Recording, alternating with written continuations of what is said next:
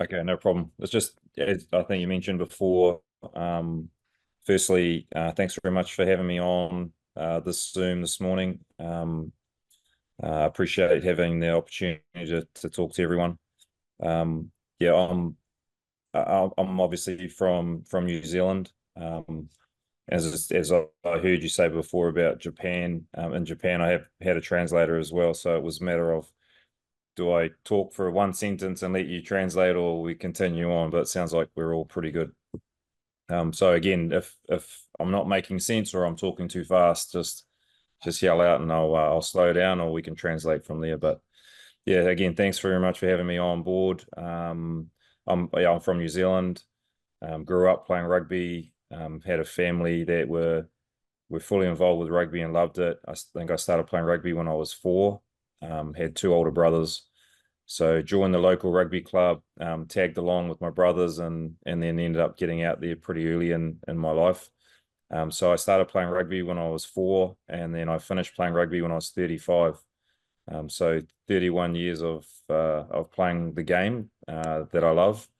In New Zealand, rugby's pretty much a religion. Most people in New Zealand are thinking about rugby, if not playing the game.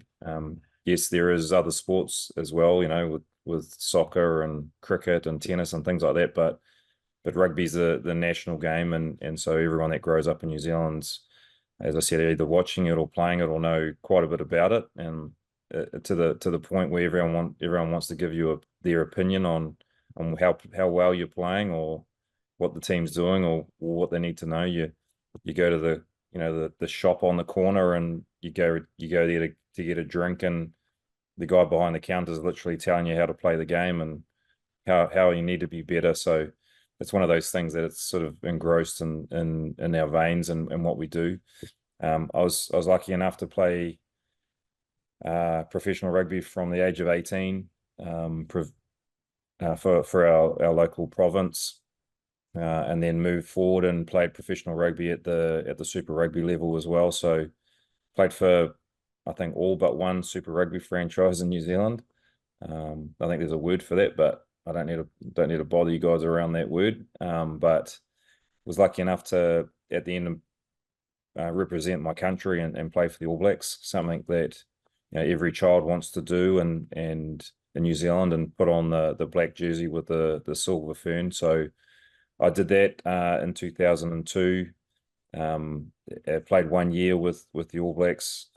At the end of the day, the year after, I end up getting injured, and obviously in New Zealand there's a lot of competition, and being injured that following year, which was the 2003 World Cup year, I effectively slipped out the back door because I was unavailable, and then never got a chance to get back in there, the year after in 2004. So all in all, though, got to the pinnacle of my career in those years, and then continued on. I finished my career in the UK, playing in Wales, and I suppose at that stage I'd looked at what I was doing and how old I was and what that looked like going forward, and I sort of had a feeling that I wanted to coach. I felt like I'd be a good coach. So effectively, those last couple of years in Wales, I was a player coach, and thinking more around the coaching side than actually playing, because I knew my future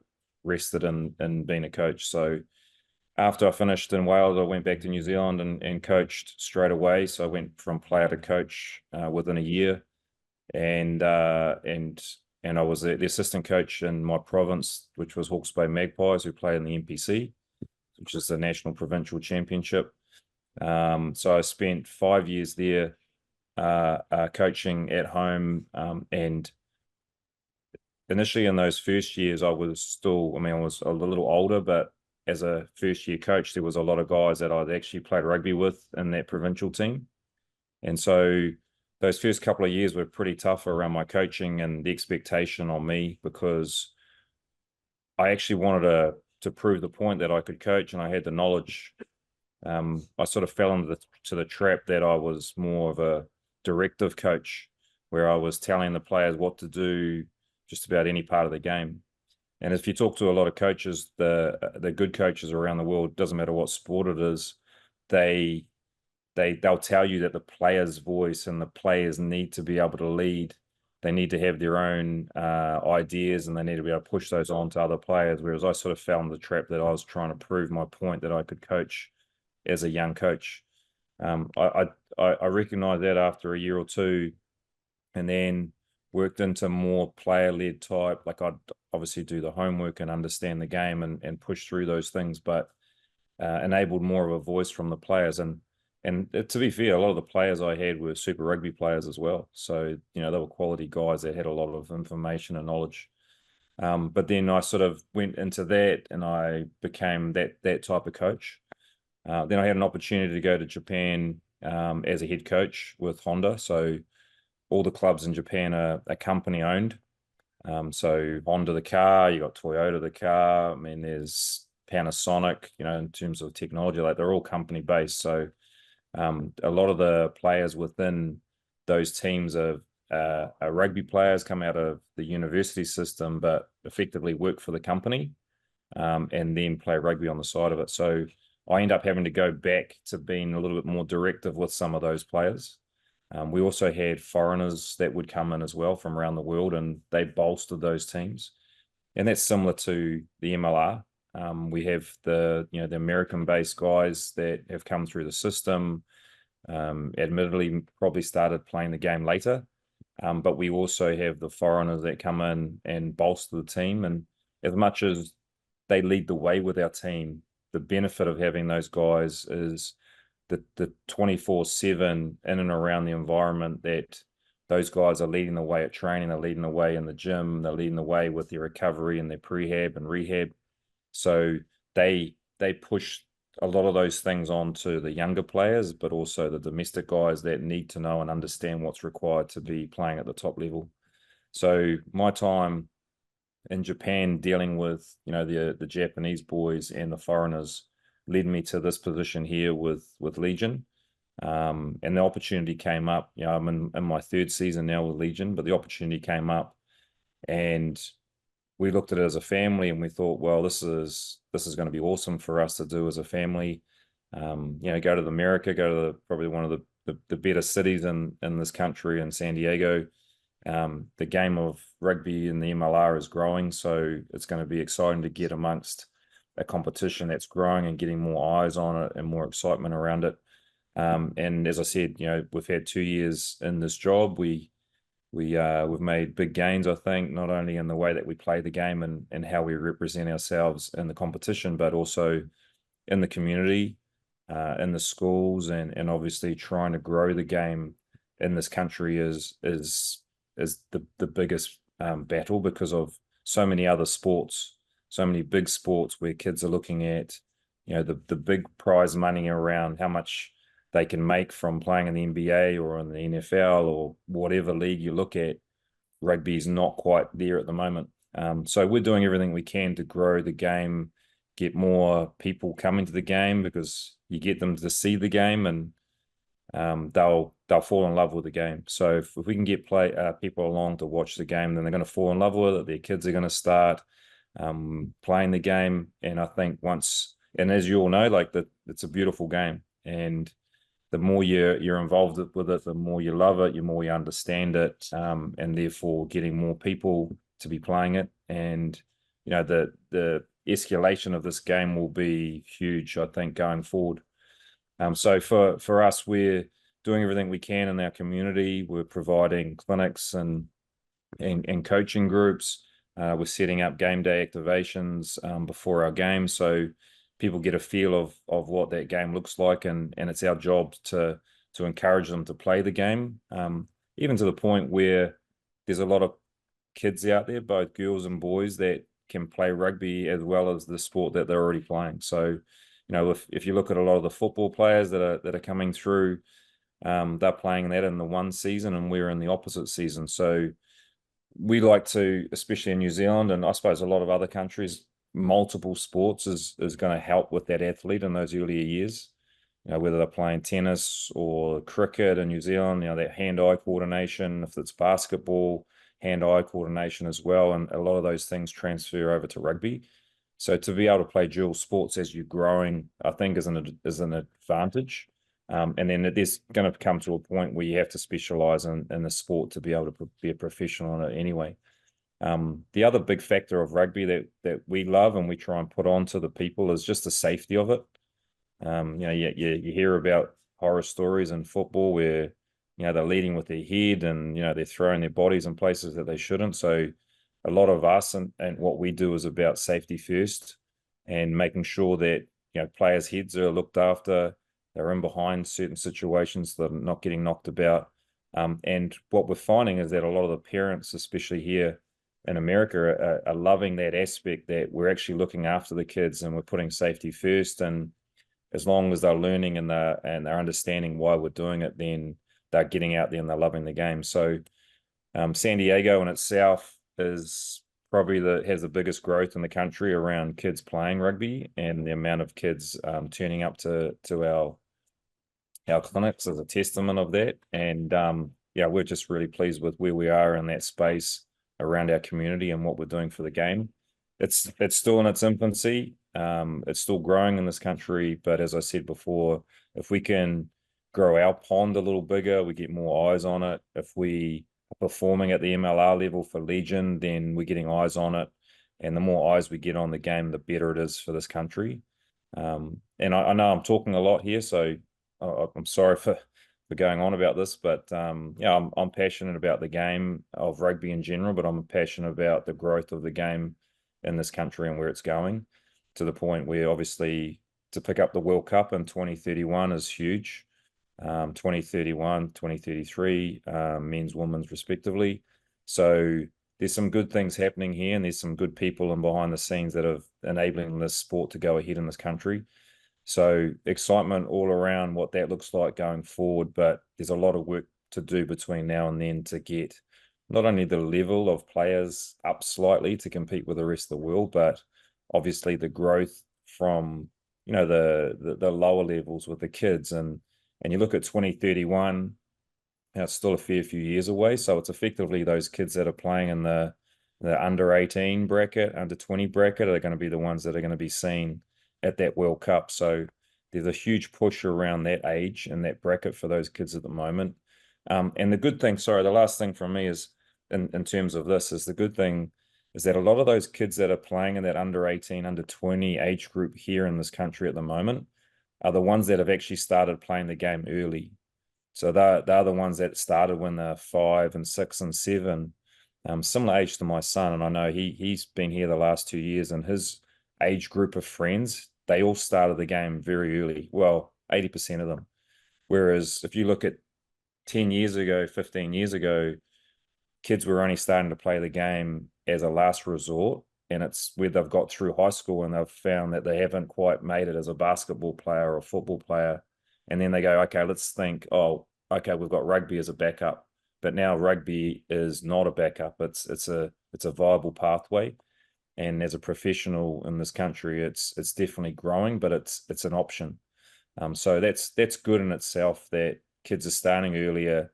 Therefore, we get to that 2031 World Cup, 2033 as well, that we're going to have guys and women, men and women in those two World Cups that have been playing the game for a long time, which is great. Sorry for going on. But if there's any questions on anything that I've said there, then fire away. And if there's anything else that you want to cover, then let's get into it. Yeah, thank you. It's we understand it's been a lot of years of experience. I mean, but now we're going to the questions. If quien tenga una pregunta, si gusta levantar la mano o nada más ahí vamos empezando con Carlos Melo, por favor. Adelante, Carlos. Hola a todos. Good morning, coach. Nice to meet you. I'm Carlos Melo from Televisa, California. And I have two questions. First, how do you feel in San Diego and the U.S. Rugby League? And second, what is the difference in the U.S. Rugby League with the Asian League, like Japan or like New Zealand? What was the first question? Sorry. Yeah, how do you feel in San Diego in the play in the U.S. Rugby League? The MLR. Sorry? Yes, I think he means the MLR. Yeah, MLR. Yeah. So just yeah, How do it's you just feel in cutting San out Diego? Yes, And a little what bit. do you think about the MLR, league? yes.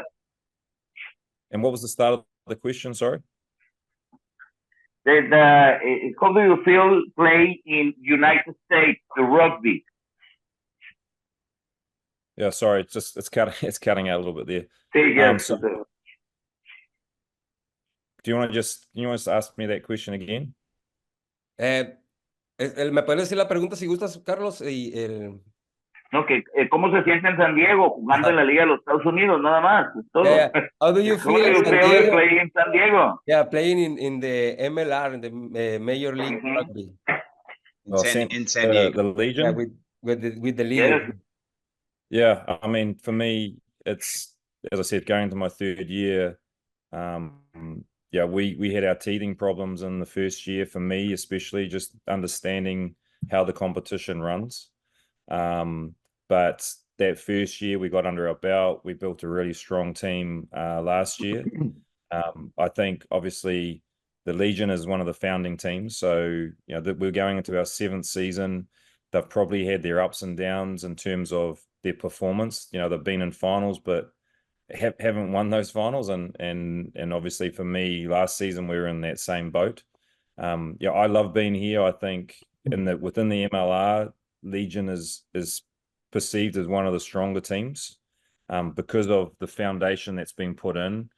They also know that the people that are in behind the Legion are probably the most passionate owners and supporters in the league, and they will do anything to provide us with that platform to be able to bounce off. But in terms of us within the MLR, I think we're pretty close to dominating in certain parts, but obviously the hard part is within the MLR, the turnovers of players is quite high.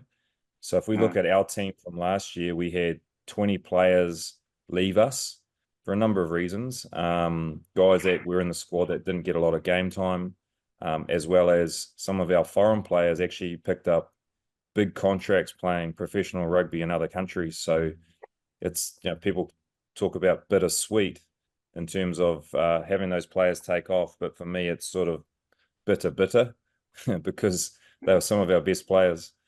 So therefore we had to go out and recruit. But I think San Diego and the MLR were doing some very good things, not only on the field but off the field. I think that one thing we need to get is to win the comp and to bring that shield home. And you know, you talk to a lot of people in San Diego, they haven't won a lot in recent times, and I think everyone's hanging their hat on Legion to be able to win the competition. So yeah, there's some good things going on, and I'm just pleased to be a part of it. Excellent. And the second question, the difference, the ML y Asian.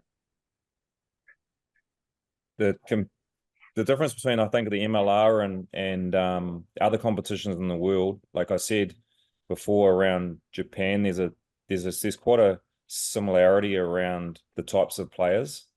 But I think at the moment in the MLR compared to somewhere like Japan is the foreign players that we generally bring into this competition are either going to be quite young because they haven't quite made it in their own countries and they want an opportunity to be able to play in this competition, or you possibly get some of the older guys that have been there and done that in other competitions around the world.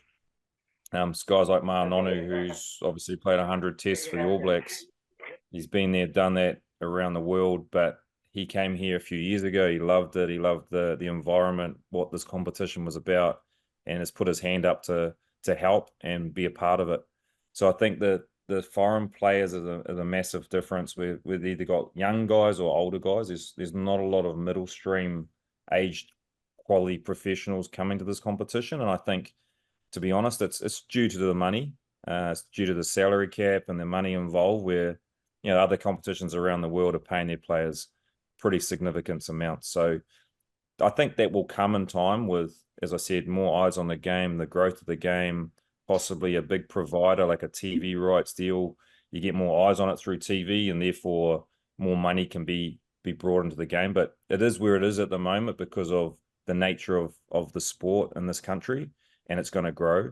I think in terms of the level, though, between us and other countries, I think if you look at the NPC in New Zealand, I think the MLR is on probably a similar level to the NPC. I think we would struggle a little bit against some of the Japanese teams in the top league because, as I said, the money that's involved in Japan, therefore with the money you're bringing in a lot of first-class rugby players. Like you look at the last World Cup, there's so many guys come out of those national teams and are now playing in Japan at those clubs because they can afford to pay them. So you get a higher quality player, then the whole quality of your competition is going to go up slightly. So I'd say we would compete with some of those Japanese teams, but I think we would struggle with maybe the top eight or nine. But I think we're trending in the right direction in terms of how we're playing the game here in this country compared to the others. Okay, thank you, coach. Thank you so much. Gracias, No problem. Carlos. Adelante, Heriberto. Hi, coach. How are you? Good, thank you. Did you see a little fan fest a few weeks ago in Tijuana? What are your thoughts of that? A few weeks ago? No, I didn't see it.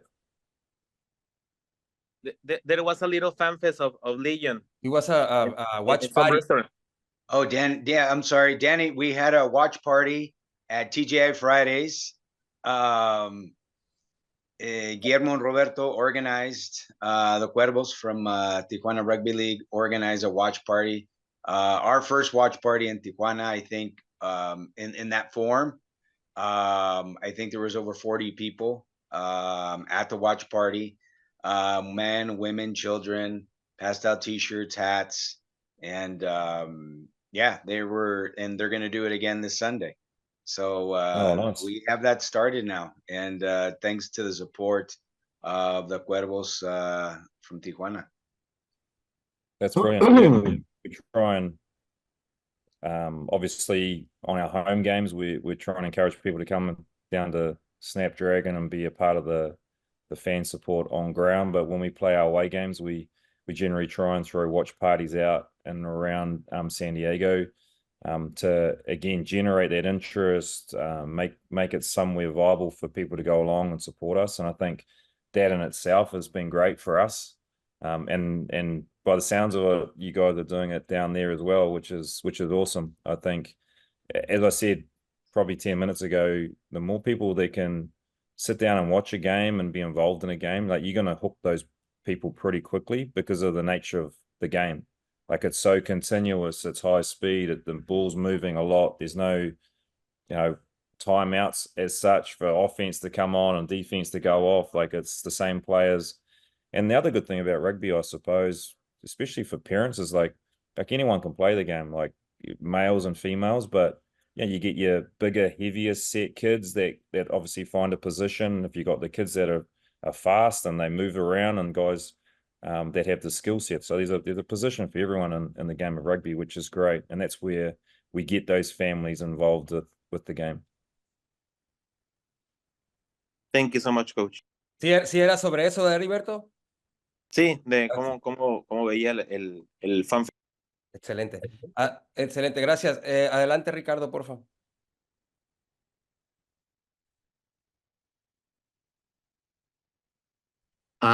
¿Me ven? Hey, coach, sorry. I was a little bit driving here, but nice to meet you, and it's a pleasure. I'm Ricardo Jimenez from CGN San Diego, and my question is easily, the whole team in San Diego has been successful on his first 5 years. We can talk about Loyals, we can talk about the Waves, obviously Padres, Chargers, whatever. No? What is the expectation about you guys for the next 5 years on this league here in San Diego? Obviously thinking about Mexico and Tijuana too. Yeah, I think that's a really good question. As I said before, like I think San Diego struggled in the past around winning things. So there's a huge expectation on any sporting team here.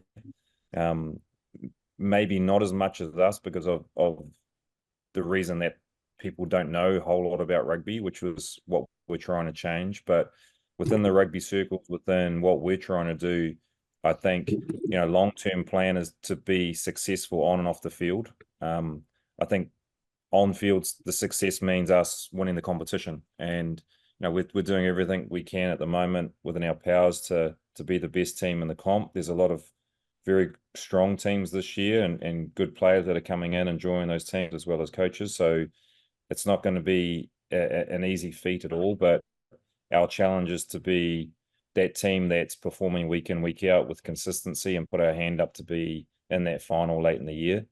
I think that goes across the other side of what I spoke about before. Was it's not all just about the MLR. I think rugby in this country's getting bigger, and it's on us to provide an avenue for kids to get involved with the game at all levels, and for us to be able to coach them and get them to understand the game. I think us coaching coaches is important. In the off season, we ran a coach the coaches sessions here at Legion, where we had a junior group of coaches as well as seniors. So what I'm getting at is it's great to have so many kids wanting to play the game and understand the game, but we need coaches to be able to coach those kids, or else those kids will end up getting to a point where they're not progressing and they're not developing for the future. So it's pretty much a pathway for us is to be able to coach the younger junior coaches doing the right things with those kids. So therefore they're growing and maturing and getting better as players, as well as those kids that are a little bit older. So it's pretty hard to expect them to go out and just perform and get better if they're not getting coached. So that's part of what we're about. As much as we want as many kids to try the game and grow in the game, we've also got to help the coaches to coach those kids to do the right things. So yeah, I think for us in this community, it's twofold. Yep. For me, as a head coach, it's about getting these boys to play the game and win games. And as a director of rugby for Legion, it's about the growth in our community and what we can do to support our community. Thank you, Coach. There's obviously talks around having a team come out of Mexico as well in the MLR. I think that's exciting for the game. More teams, the better, and obviously for teams that are growing in certain areas, it's on us, not only San Diego, but on every other team in this comp to support those teams with whether it's resources, whether it's information or knowledge, to grow as a group. So I think it's exciting going forward. Excelente. Thank you, Coach. Un par de preguntas más. Seguimos con Elías Aguad. Adelante, Elías. Gracias, Amor. Hi, Danny. My name is Elias Awad from Universidad San Diego. This is going to be, it is your third season with the San Diego Legion, correct? Yes. Okay, Danny, in your opinion, do you think the rugby the growing is going up, still the same? What do you think about it? Y también quisiera preguntarle algo a Sammy después de la respuesta de Dani. So, as a question directed purely at the Legion and the MLR, or are you talking about rugby in general? No, probably in your experience here in the last past 3 years here in San Diego and the USA, how you see the rugby in the States, in California, in San Diego? Do you think the sport is going up, the grade is going up, still the same, or what is your opinion about that? Yeah, I 100% think that the growth has been fantastic. From my first year, I'm speaking about literally here in San Diego and the kids in our clinics and the kids at the community programs, people turning up to the games. I think it's 5 times the amount of what it was 2 years ago. And I hear similar things around the country with other MLR teams. The Imagine Rugby program that's been put out in place in the schools and in the community, the amount of growth in that, even in the last 3 months has been incredible. But yeah, I mean, to be honest, I walked in here 2.5 years ago. Now the rugby was going along okay. There was talk around Legion and what they've done in the past and where it was going, but it's hugely different from my first year to now in all those things. I think the style of game and the way that the games being played in the MLR is probably 2 cogs better than what it was 2 years ago. The quality of players has gone up, the quality of coaching has gone up, and the intensity in those games is as intense as any other competition in the world. There's just a few slip-ups here and there within games, and a lack of concentration or a little bit of discipline here and there that is probably different to those other countries where they're probably a little bit more consistent with their levels. But in terms of rugby in this country, yeah, it's incredible. And as I said, you get to 2031, if it continues on this pathway, I think the USA in that World Cup is going to be able to put its hand up and be really competitive. I moved over here 2.5 years ago, nearly 3 years ago. I didn't realize how close Tijuana, Mexico was from San Diego. So to me, it's not hard for us to share the love of rugby around. Like I said, with other MLR teams, they're trying to grow the game as well. But for us, being so close to Mexico, it's a no-brainer. And then obviously with Sammy involved as well, yeah, this clinic for us is really exciting. And I know and I appreciate what you're saying around how important it is down there and what it's looked upon from you guys. It's equally as important for us. So we're excited. Obviously Saturday week, so a week away. I've been talking with Sammy how we run that clinic. We're going to have some Legion coaches come down, including myself, as well as 5 or 6 of our Legion players. We obviously play the day after, so I'll be bringing down 5 or 6 or 7, as many as I can actually, to be involved in that day, share their experiences, help grow the game, get some real good work going and involved with rugby, but also involved in the community there. So we're as excited as you guys are about it for next week. Thank you, Coach. Perfect. ¿Alguna otra pregunta? Oh, tell Danny be ready for the tacos and more. Perdón, Elías. Tell Danny be ready for the good tacos. Okay. Yeah, you won't see too many out of me. I've been there and done that. Now the shoulders are wrecked. So that's why I'm going to bring those other young fellas. They can demonstrate. No, but Elias is asking if you are ready for the tacos, for eat tacos. For me, tackling? No, tacos, Danny. Elias said get ready to eat all the tacos. Yeah. Mexican.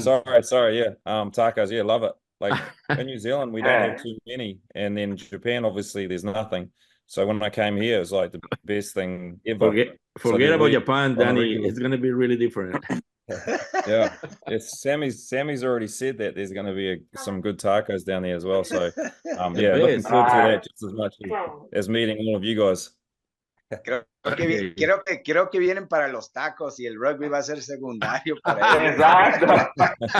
Exacto. Es lo que han dicho todos. Quiero ir a Tijuana. Comer tacos. Heriberto Vamos tenía a una sacar pregunta. algo de trabajo a ellos antes de darles de comer. Okay.